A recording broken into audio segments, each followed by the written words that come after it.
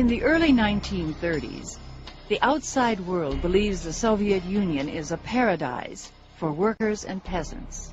But for millions, that paradise is hell. In those years, the people of Ukraine, the Volga Basin, and the Caucasus are being deliberately starved to death by their own government. The groundwork for that cold-blooded famine was laid when the communists came to power in 1917. Almost immediately, they passed a series of laws, making it nearly impossible for non-party members to own firearms.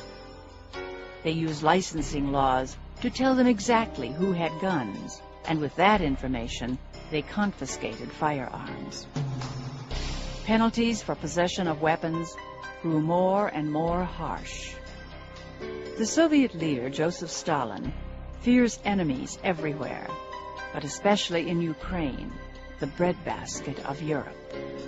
Ukraine's prosperous farmers crave independence. Stalin craves their grain to pay for industrial expansion.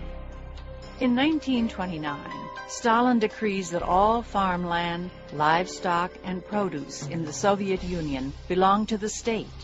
Farmers are ordered to surrender their land and livestock and move to government-owned collective farms. But first, to terrify the rest into submission, several million of the most prosperous farmers are sent to forced labor or killed outright. These kulaks, as the best farmers are called, are demonized and excluded from society. Armed government thugs steal their property, sneering, "Eat, drink, and be merry, for it all belongs to us." Next, Stalin demands extraordinary quotas of grain, quotas no one could possibly meet, quotas enforced by soldiers with guns. Many farmers rebel. Resistance is fierce. But because of 10 years of firearms confiscations, the helpless people can fight back only with farm tools or sabotage. The worst is still to come. In 1932, Stalin takes the ultimate revenge on those who dared oppose him. Because Stalin controls all food distribution, he can cut off food supplies and starve entire regions.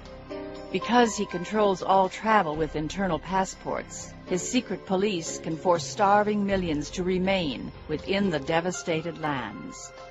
Grain elevators stand full, but grain rots on the ground as Stalin refuses to distribute food.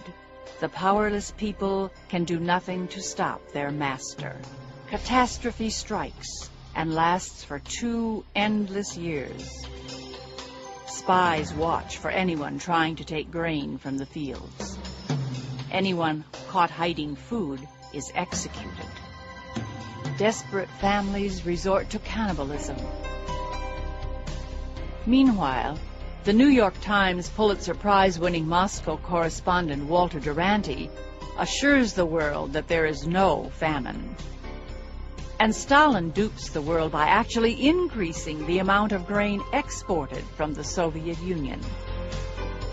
The United States and the League of Nations embrace and recognize the prosperous Soviet Union. From Moscow, Times reporter Duranty secretly confides the truth to Western governments, that as many as 10 million defenseless lives have been wiped out with politically engineered